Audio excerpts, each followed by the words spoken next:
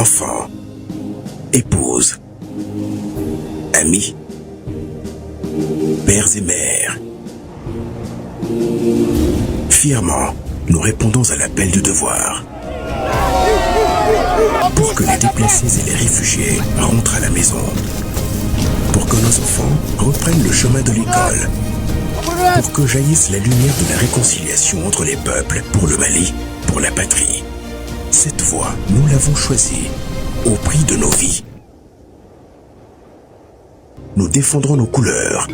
Et si nous laissons derrière nous veuves et orphelins, nous vous prions, prenez soin d'eux.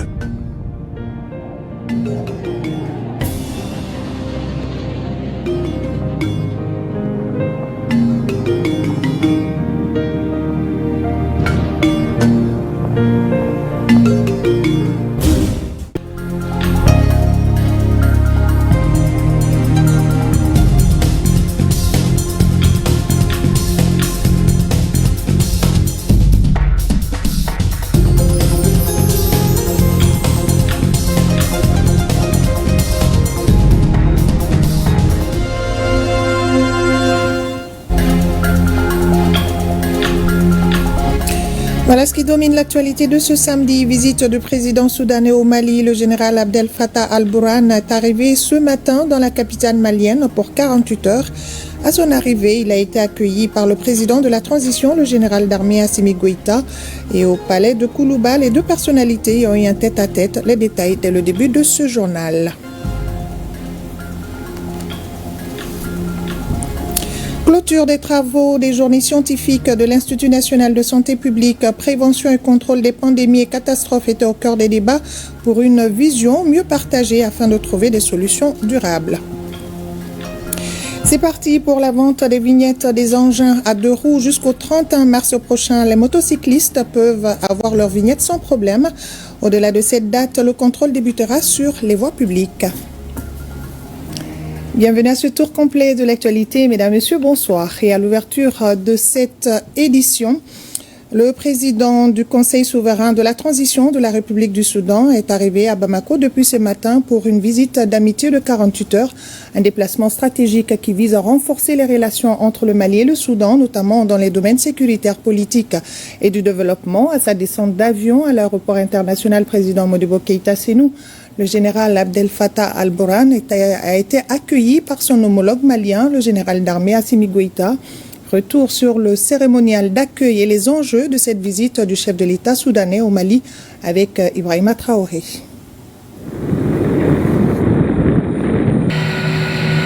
C'est à 10h40 que l'avion du président du Conseil souverain de transition du Soudan s'est immobilisé sur le tarmac de l'aéroport international président Modibo Keïta Sénou, au bas de la passerelle. Général Assimi Goïta lui souhaite la bienvenue en terre africaine du Mali.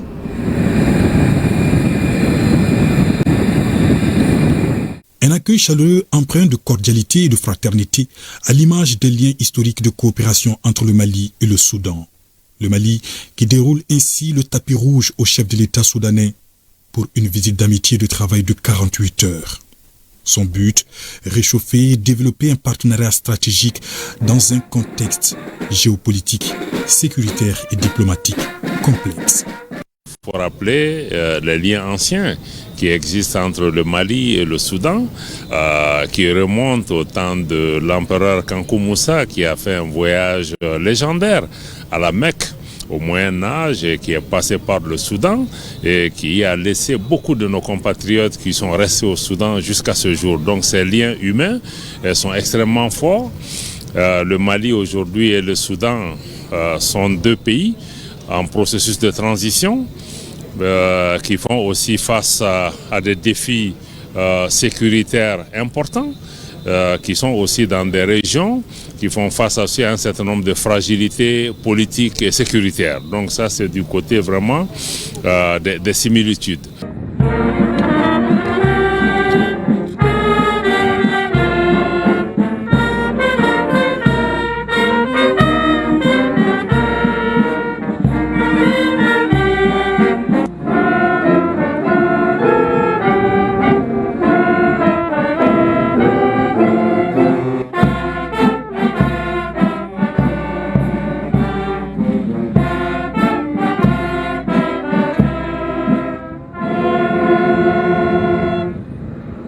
Après les hymnes nationaux des deux pays, des honneurs militaires sont rendus au général Abdel Fattah al-Burhan.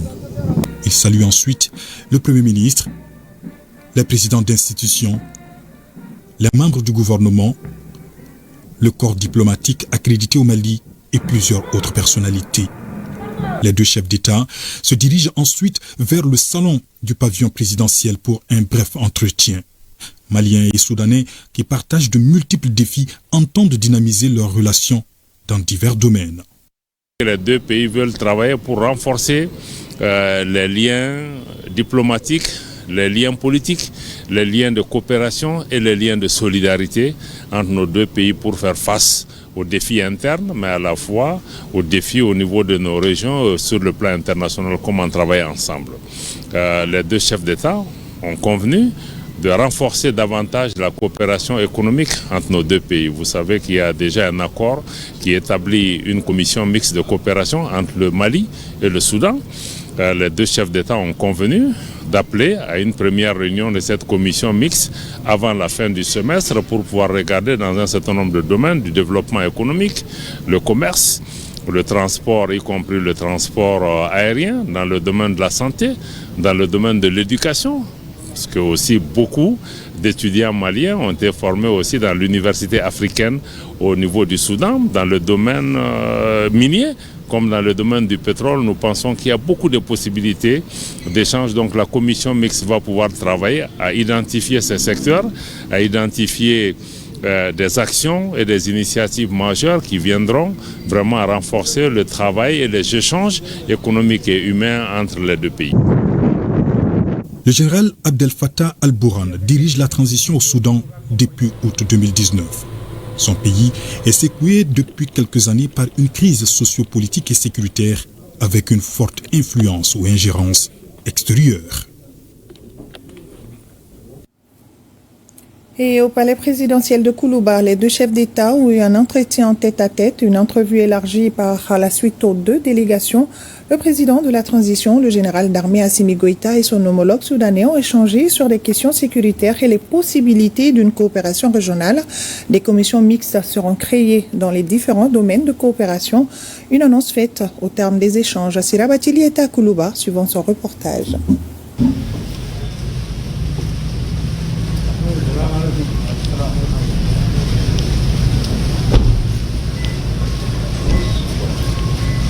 Le Soudan au Mali, c'est l'image d'un renouveau de coopération et d'une diplomatie malienne qui se solidifie et se diversifie. Le président du Conseil de souveraineté de transition du Soudan, le général Abdel Fattah al-Burhan, vient à la rencontre du président de la transition, le général d'armée Assimi Goïta. Et quand deux généraux se retrouvent, les questions qui ressurgissent généralement sont celles sécuritaires. Le contexte oblige. Le Soudan fait face à une crise sociopolitique, d'où la période de transition actuelle dans ce pays. Ce déplacement est celui du rappel et d'appartenance au même continent et de possibilités d'exploration pour une coopération revitalisée avec des programmes spécifiques. Les deux chefs d'État ont eu un entretien en tête-à-tête avant de rejoindre les deux délégations pour approfondir cette question de sécurité et de sollicitation du partenariat élargi. Au peuple du Mali et à son président, le chef de l'État du Soudan exprime son estime et ses reconnaissances.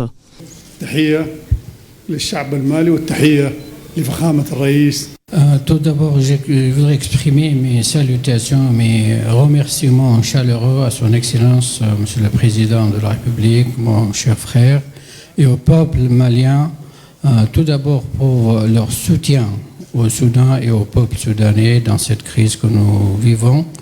Je viens aussi explorer les voies de coopération entre nos deux pays qui sont énormes dans les différents domaines.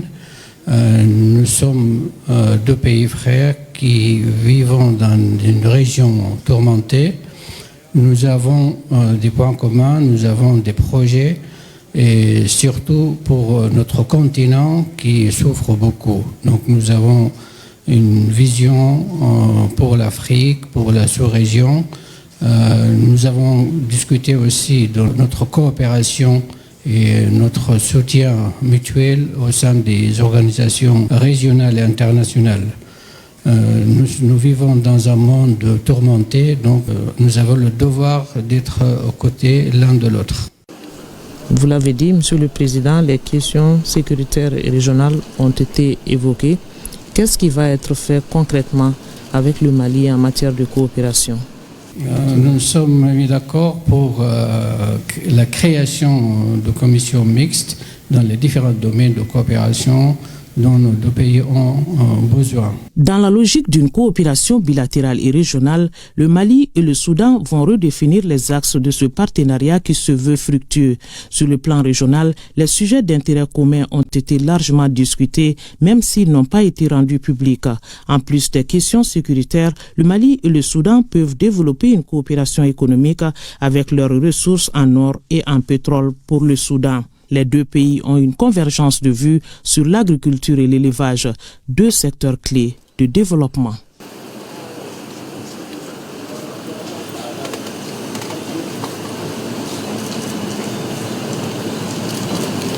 Et les populations sont sorties spontanément saluer le président soudanais de Koulouba, son hôtel, à l'hôte de marque du jour, a communié avec les riverains acquis à la cause des dirigeants des deux pays, sans commentaire, suivant quelques séquences.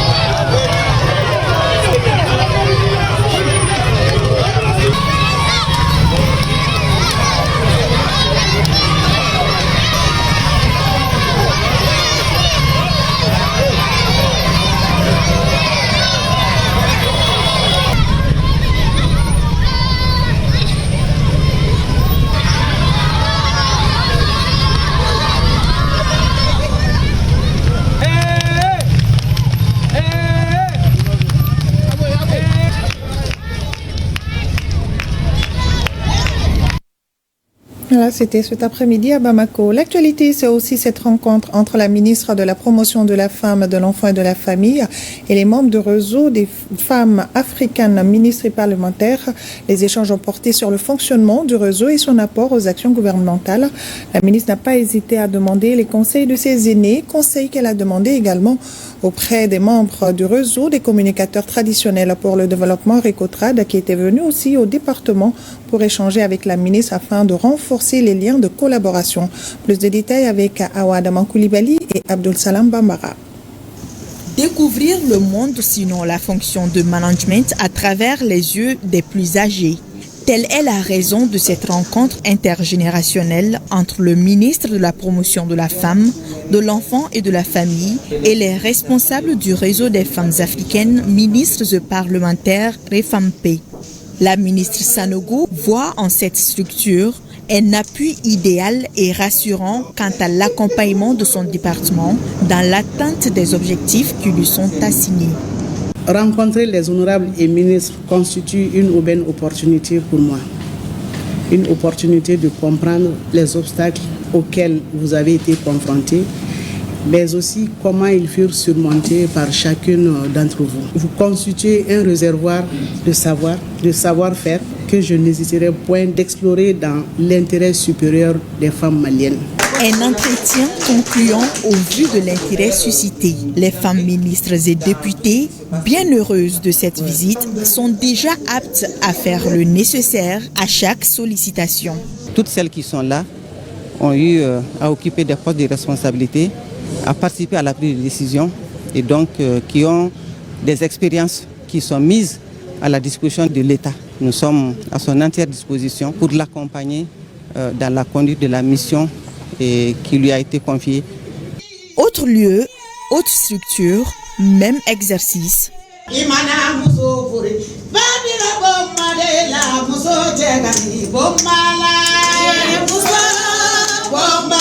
Les gardiens de nos us et coutumes ont brillé par leur présence dans la salle de conférence du département chargée de la famille. Consciente de leur place et rôle, non seulement au sein de la société, mais aussi auprès de son ministère, Diarra Djeneba Sanogo a su instaurer le sentiment de confiance et de collaboration avec eux. Elle a vraiment beaucoup d'activités au nom du gouvernement qu'elle veut faire pour la stabilité des femmes du Mali, pour le développement de nos enfants et surtout apaiser le climat social. Nous sommes très disponibles et on va la soutenir dans cette mission noble que le président de la transition l'a confiée. À travers ces différentes rencontres effectuées le 46e jour de sa prise de fonction, la ministre de la Promotion de la femme, de l'enfant et de la famille perpétue ainsi une tradition. Celle de réunir autour du ministère les acteurs essentiels à la bonne mise en œuvre de ces actions. Une journée prometteuse pour le département. La ministre de la Santé et du Développement social, elle, a procédé à la clôture des travaux des journées scientifiques de l'Institut national de santé publique. Je le disais dans les titres, les débats ont tourné autour de la prévention et le contrôle des pandémies. Il fallait donc mettre en commun les connaissances pour forger une vision partagée. Youssouf Diakité et Aboubacar Traoré. Pendant 2 jours, les experts ont essentiellement parlé d'innovation en matière de santé. Et l'un des maillons essentiels de cette innovation, c'est la digitalisation de la santé.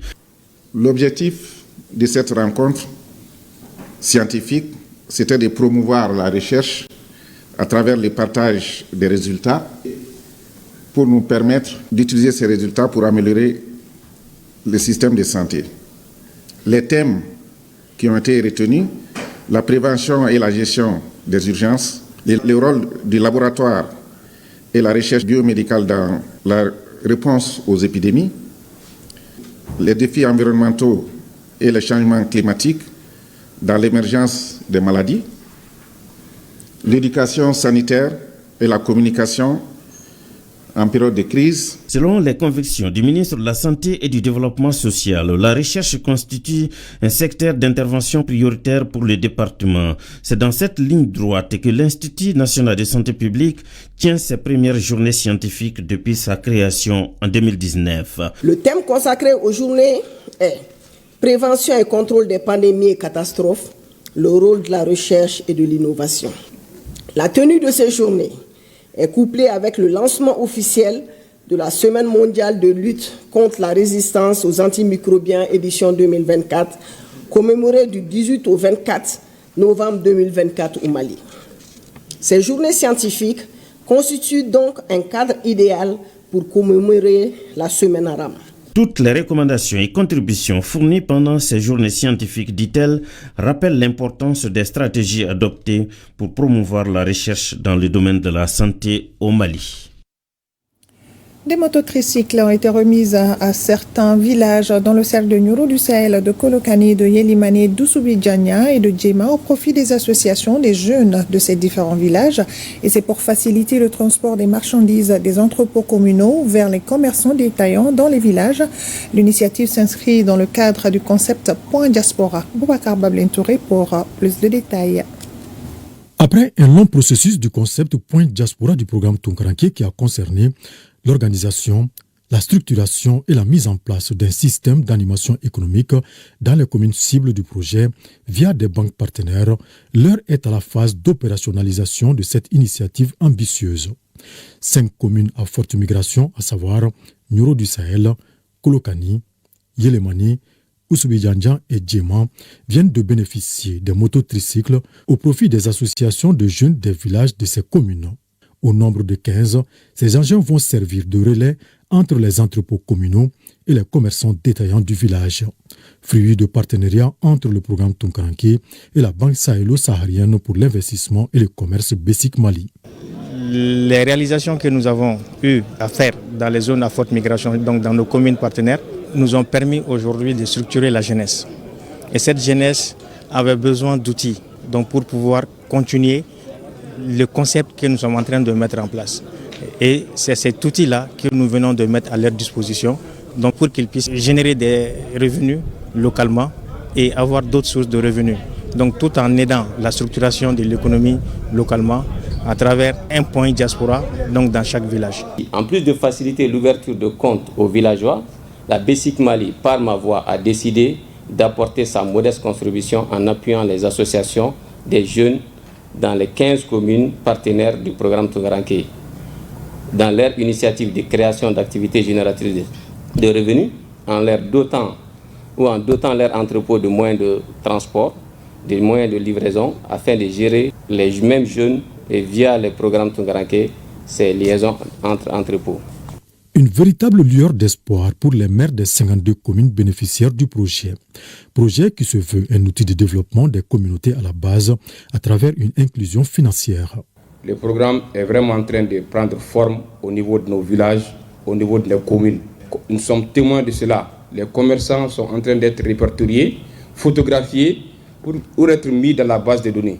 Programme Tunkaranke Anana en genou de Kama.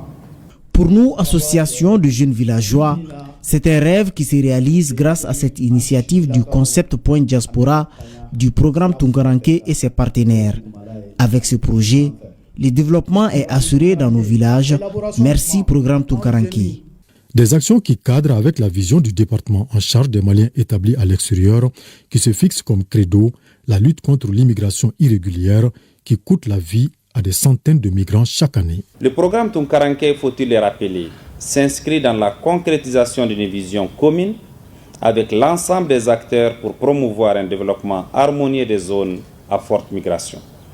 Cela se fait à travers la mobilisation de la diaspora, du secteur privé, notamment les institutions bancaires, les assurances, les élus locaux, les opérateurs économiques locaux et du gouvernement à travers mon département. En effet, le gouvernement du Mali, à travers mon département, reste fortement mobilisé pour soutenir les initiatives de ce genre qui appuient nos actions en renforçant les jeunes, en menant des campagnes d'information et de sensibilisation des populations sur les risques et dangers de la migration irrégulière.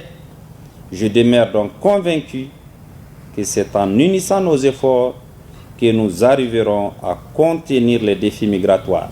Comme fait marquant de la cérémonie, une présentation détaillée du concept Point Diaspora, suivie de la remise symbolique des engins roulants aux bénéficiaires. Et les travaux des États généraux de la culture, de l'artisanat, du tourisme et de l'industrie hôtelière viennent de prendre fin ici à Bamako. Le ministre Mahmoud Daffé, qui présidait la cérémonie, se réjouit du contenu des recommandations qui résument selon lui les grands chantiers culturels auxquels aspirent majoritairement les acteurs culturels. Et nous retrouvons demain dans nos prochaines éditions Famoussa Sidibé et Abdul Salam Bambara pour le film de la cérémonie de clôture. Renforcement de la coopération entre le Mali et la Chine avec la rénovation de 12 salles de classe et 2 directions de l'école fondamentale du 34e régiment du génie militaire. Sollicité par l'Association des femmes du génie militaire, l'ambassade de Chine au Mali a répondu favorablement afin d'offrir aux élèves et au personnel d'encadrement un cadre d'apprentissage très confortable. Fadema Keita. Les travaux de rénovation des 12 classes et des 2 directions de l'école fondamentale du 34e régiment du génie militaire sont terminés. Le souhait de l'association des femmes du 10 régiment est accompli. Visiblement comblé, le commandant du 34e régiment, les autorités scolaires, l'ambassadeur de la République populaire de Chine au Mali et son épouse procèdent à leur inauguration. Celle-ci, suivie de la visite guidée, permet aux hôtes d'apprécier le nouveau cadre d'apprentissage offert aux élèves et aux enseignants de l'école. En plus de la rénovation du CLP 34e régiment, la réception des 12 salles et des directions retapées à 100%, nous vous rassurons que ces joyaux seront bien entretenus. La gratitude est le fruit d'une démarche menée par l'Association des femmes du 34e régiment du génie militaire auprès de l'ambassade de la République populaire de Chine au Mali.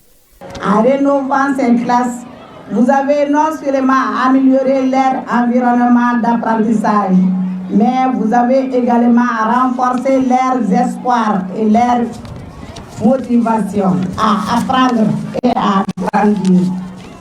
Merci encore à l'ambassade de Chine pour votre soutien inestimable. Nous sommes impatients de voir nos enfants s'épanouir dans ces nouvelles classes. Ces actes visent à répondre aux besoins les plus urgents des écoliers et témoignent encore une fois de l'amitié sincère entre la Chine et le Mali et du partenariat solide entre l'ambassade de Chine et l'Association des femmes du génie militaire du Mali. Nous espérons que ces gestes amicaux pourront améliorer les conditions d'études pour les enfants. Le directeur coordinateur et le comité de gestion scolaire sollicitent l'Association des femmes du génie militaire et son partenaire du jour pour que les autres classes soient rénovées et que l'école ait un forage. On en vient à un autre titre de ce journal. L'opération de vente des vignettes des engins à 2 roues a été lancée officiellement le 7 janvier dernier à la mairie du district de Bamako. Et cette année, la délégation a mis de nouvelles dispositions pour qu'il y ait moins d'incidents, notamment les cas de fraude. Les motocyclistes ont jusqu'au 31 mars prochain pour se procurer du document. Passé ce délai, attention, le contrôle débutera sur toutes les voies publiques. Awadaman Koulibaly et Sidi Kibalo. Aussitôt cette note mise en circulation, les propriétaires d'engins à 2 roues ont pris d'assaut la mairie du district de Bamako. Munis des anciennes vignettes ou du papier d'achat de moto, les usagers s'acquittent de leurs devoirs citoyens. Depuis 2011, ça on s'en est vu à bébé molo. Facilement bébé vietega kani bol fengon bébolo. Ina vient tala ka we iga demene ka di fasoma. Ni jamana de jamana papeta o jamana na fanya. Ka walla do jamana ku. Jamana ka sika barake an na judeo. Avec plus de 6000 vignettes vendues le premier jour, la délégation spéciale espère un progrès dans les statistiques. Malgré l'engouement devant les guichets, le retrait des vignettes ne dépasse pas les 500 000 cartes par an. Quand on voit la circulation, vous avez plus d'1 million d'engins à 2 roues qui circulent, mais nous sommes quand même dans la fourchette d'à peu près 500 000 motos, différentes catégories. Nous comptons améliorer ces statistiques avec nos contrôles. Cette timidité n'est pas due à une quelconque hausse de tarifs. Les taxes annuelles sur les engins à 2 roues sont intactes. 1 500 pour les vélos, 3 000 pour les motos, les petites motos qu'on n'a pas tellement dans la circulation aujourd'hui, qu'on appelait Kamiko et BBRS auparavant. 6 000 francs qui marchent beaucoup, qui sont les motos Jakarta, au-delà de 125 cm3. Donc c'est 12 000 francs. Pour la fiabilité et la sécurité des vignettes et des propriétaires d'engins, un nouveau dispositif est en place. Il n'a qu'un seul but, prévenir toute probable fraude.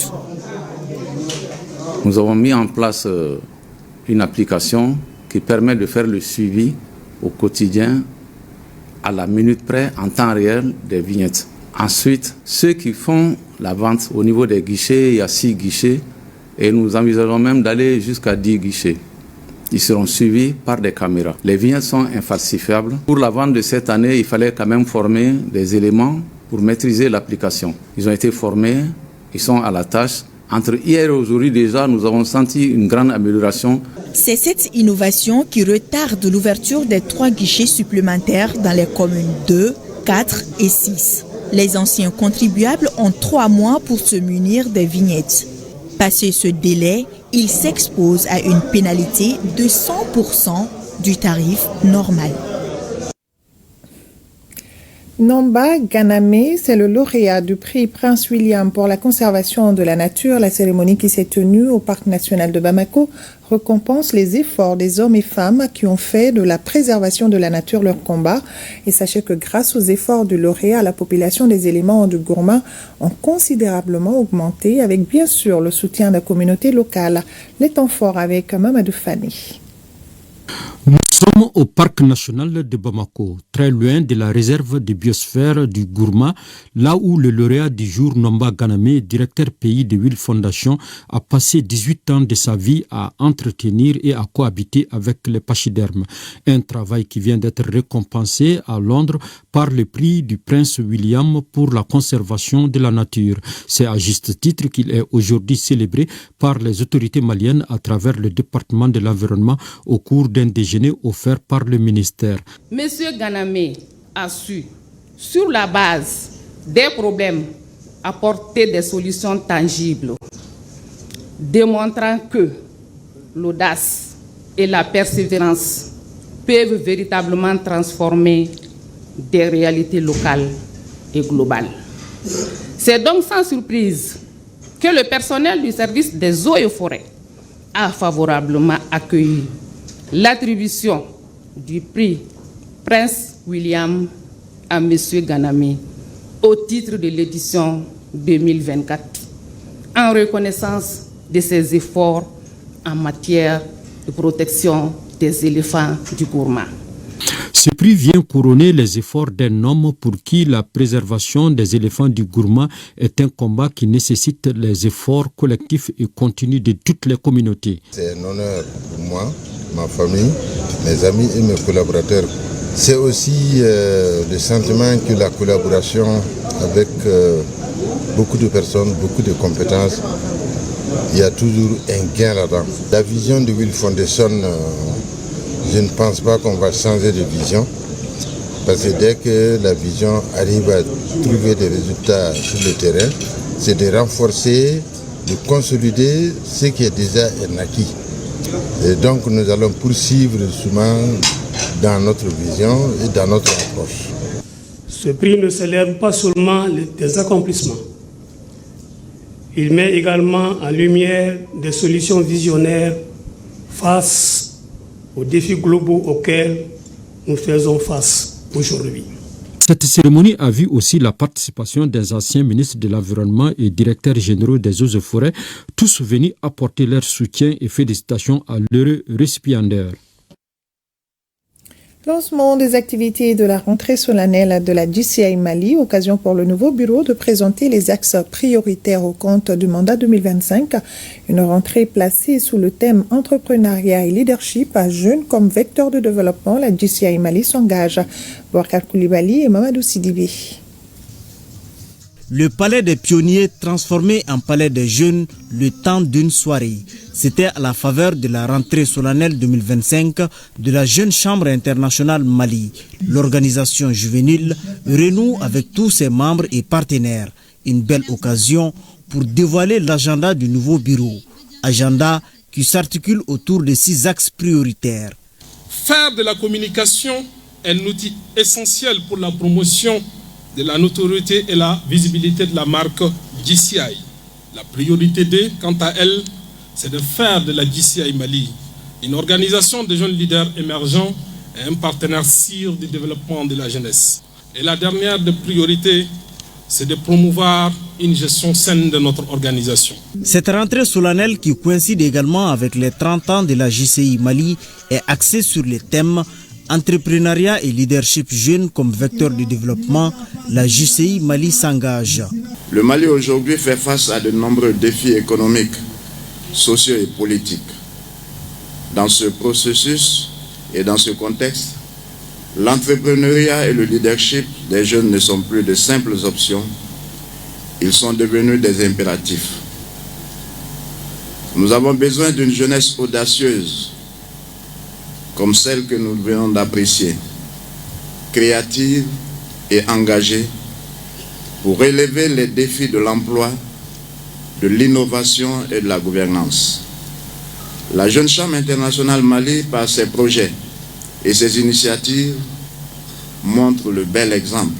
À noter qu'à ce jour, la Jeune Chambre internationale Mali compte plus de 2000 membres répartis entre 52 organisations locales. Parlons également de la 7e session ordinaire du Conseil d'administration du Centre national d'appui à la promotion de l'économie sociale et solidaire. Le centre a pu réaliser 13 activités sur les 24 programmées malgré les difficultés selon les responsables. Pour l'année 2025, le budget s'élève à près de 400 millions de francs CFA. Inaba pour le reportage. La 7e session ordinaire du Conseil d'administration du Centre national d'appui à la promotion de l'économie sociale et solidaire CNAPSS se tient dans un contexte difficile, marqué par la réduction des allocations budgétaires de l'État, le retrait des partenaires stratégiques, la crise énergétique. Ces difficultés qui ont beaucoup affecté la structure. Sur les activités programmées, 13 ont été réalisés, soit 56,52%. Comme social solidaire, c'est vraiment des acteurs qui constituent le levier de l'économie nationale.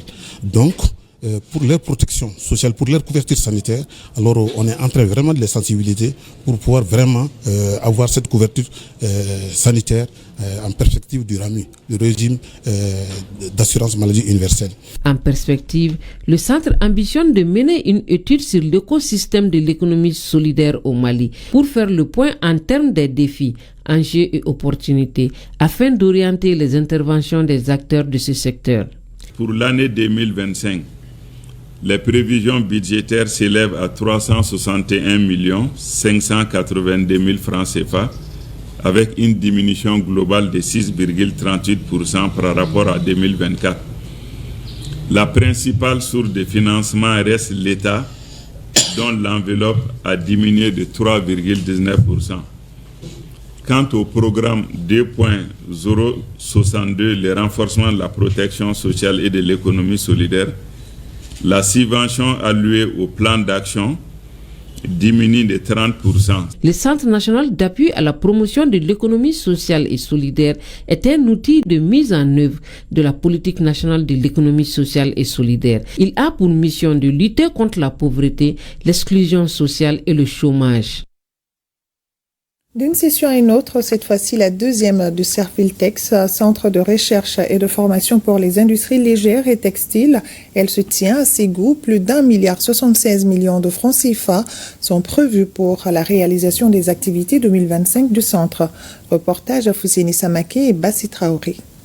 L'année 2024 au Centre de recherche et de formation pour l'industrie légère et textile Serfiltex a été marquée par des activités qui s'inscrivent dans les objectifs de la politique d'industrialisation accélérée du Mali.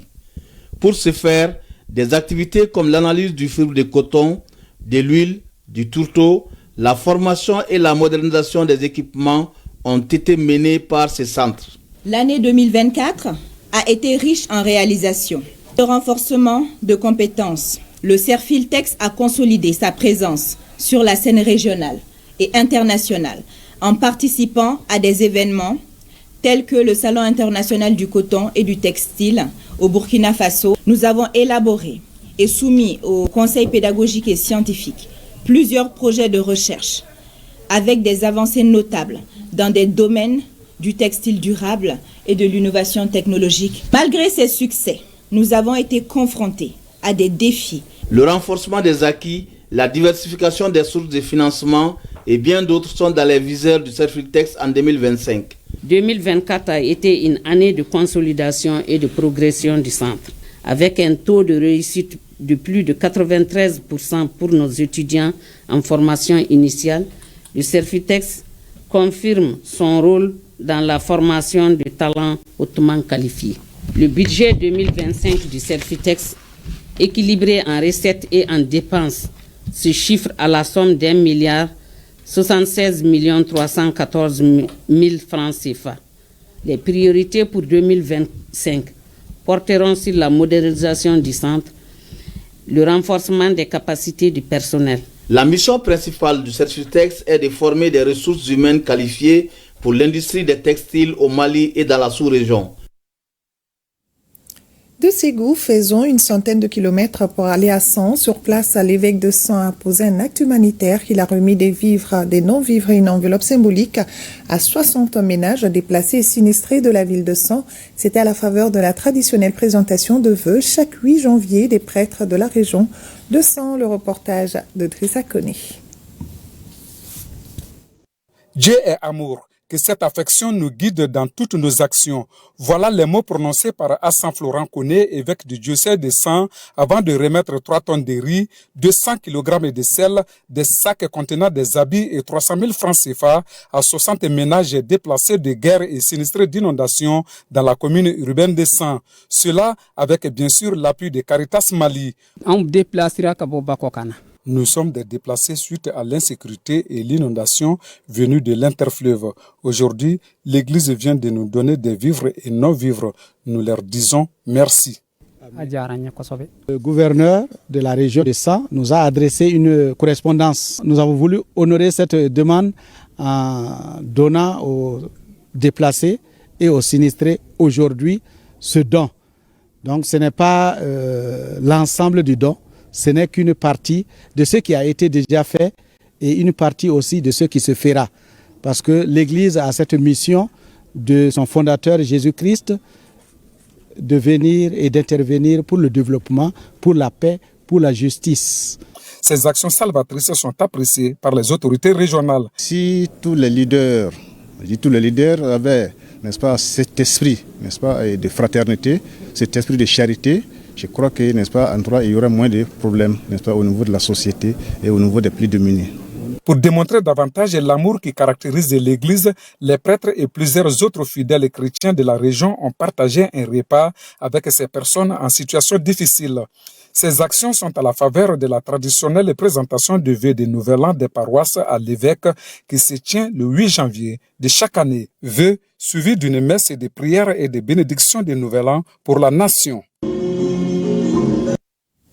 Que Dieu exauce les prières. La Maison de la Presse, avec le soutien de l'ambassade des États-Unis au Mali, a organisé une session de formation à l'intention des hommes de médias de Sikasso. C'est pour mieux les outiller sur la désinformation en période électorale et les techniques d'une couverture professionnelle du processus électoral. Moustapha Doumbia et Taïrou Konaté. Il s'agit de 2 sessions de renforcement des capacités pour faire face aux défis de la désinformation, de la malinformation et de la mésinformation. 2 ateliers organisés par la Maison de la Presse.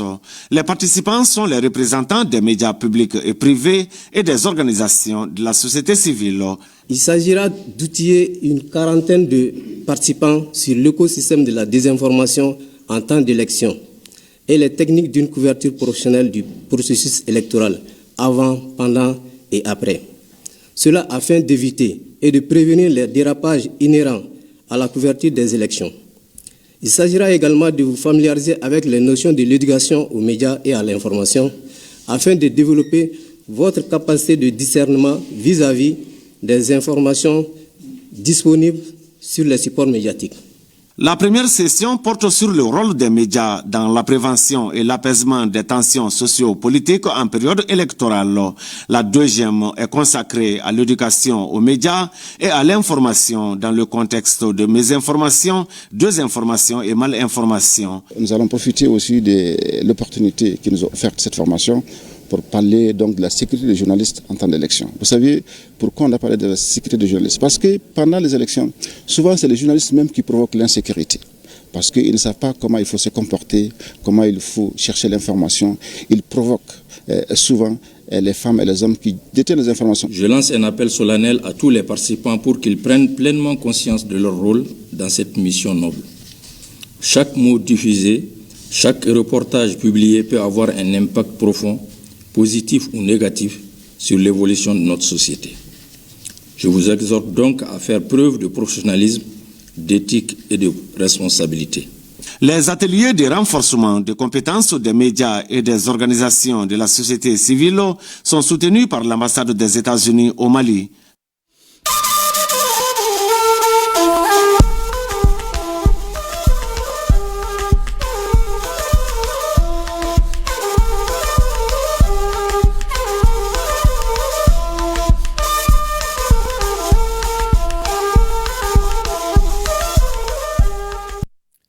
L'actualité AS nous amène d'abord au Burkina Faso. Une des équipes de la RTB nous amène dans le monde des étudiants pour voir cette modernisation à l'université Joseph Kizerbo pour améliorer la qualité de la formation des étudiants.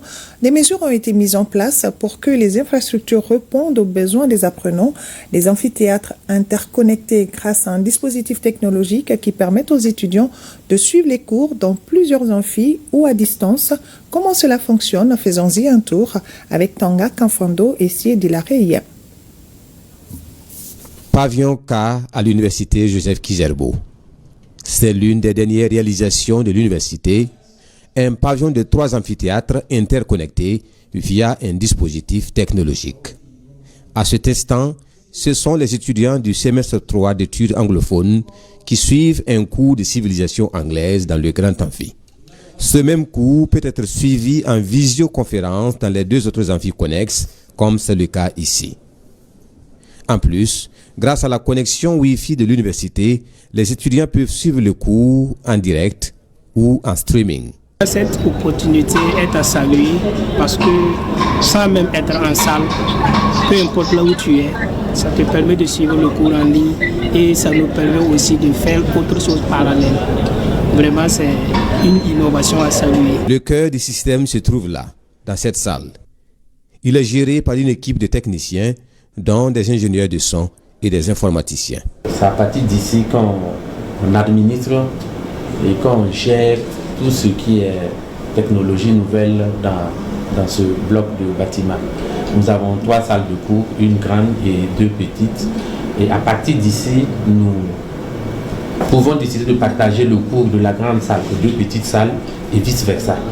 Nous pouvons à partir d'ici aussi, à partir de ces équipements, essayer de balancer tout ça sur Internet via Zoom pour permettre aux étudiants de suivre le cours depuis la maison, depuis sous les arbres et là où ils veulent.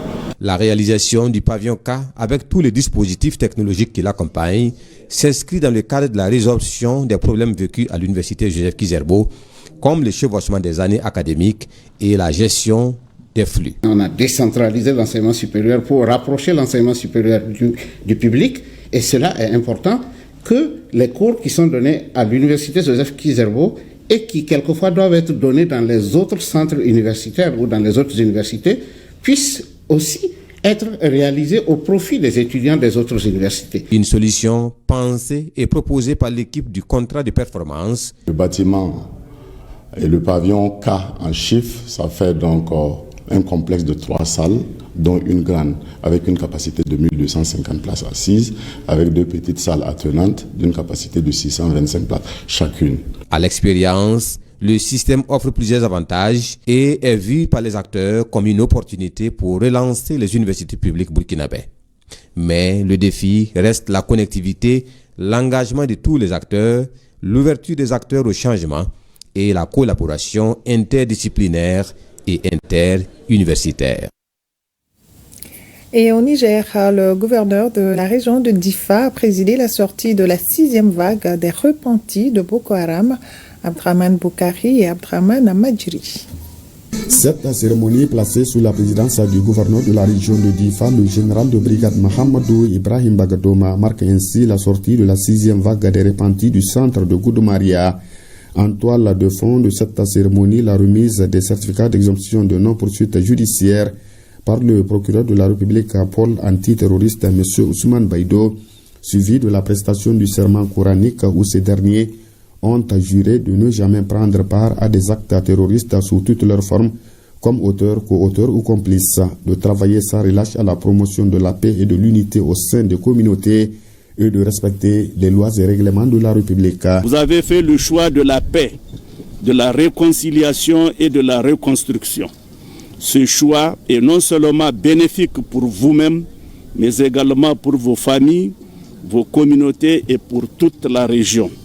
Vous êtes désormais des ambassadeurs de la paix et nous comptons sur votre engagement pour contribuer à la cohésion sociale et au développement de notre région. Signalons qu'auparavant, le coordonnateur national des programmes de stabilisation et de prise en charge de la reddition des ex-combattants n'a pas manqué de rappeler l'objectif assigné à ce programme qui concerne pour cette 6e vague 124 repentis, parmi lesquels on dénote 81 ex-combattants et 44 enfants et mineurs. En acceptant d'être démobilisés, nos frères qui sont présents ne font pas que déposer des armes. Ils décident d'accepter la main tendue du gouvernement. Et Inch'Allah, le gouvernement fera le nécessaire pour assurer pour eux une bonne intégration. Retenons pour mémoire que le programme de reddition lancé en 2016 avait comme finalité d'asseoir les conditions d'une paix durable et de relance du développement économique et social de la région de Difa a à ce jour accueilli plus de 700 ex-combattants.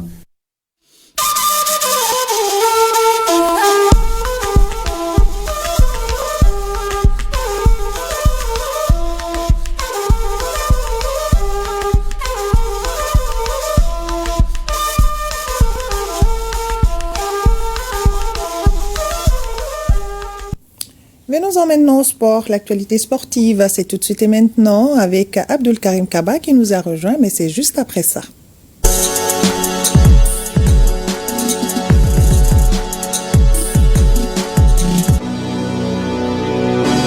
Bonsoir Abdul Karim. Bonsoir Kadiati Kone, bonsoir à tout le monde. Compétition africaine des clubs, la 5e et avant-dernière journée des matchs de groupe se joue ce week-end. D'abord en Ligue des Champions, le Doliba AC reçoit demain dimanche les Tunisiens d'Espérance Sportive de Tunis.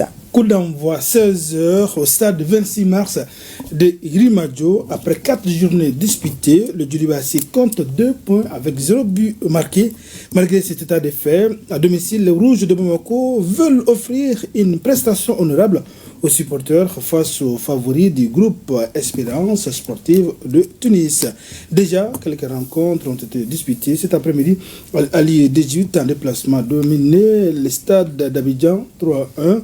Le Sagrada Esperança a perdu aussi à domicile 0-1 devant Pyramide FC. Bonne chance donc aux Rouges de Bamako et à suivre cette rencontre sur nos antennes.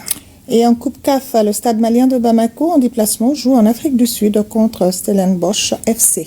Cette rencontre est cruciale pour les Blancs de Bamako. Démarre en tout cas à partir de 13h en Afrique du Sud.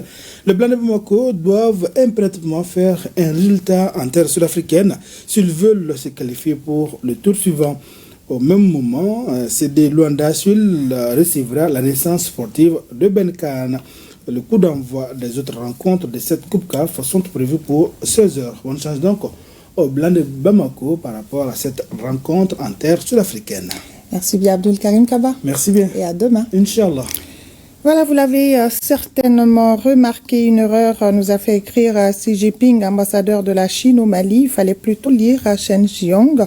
Toutes nos excuses pour cette erreur.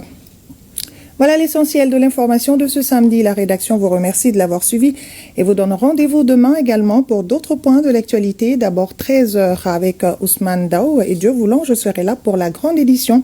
Soyons toujours la meilleure version de nous-mêmes. Bonne fin de soirée à tous.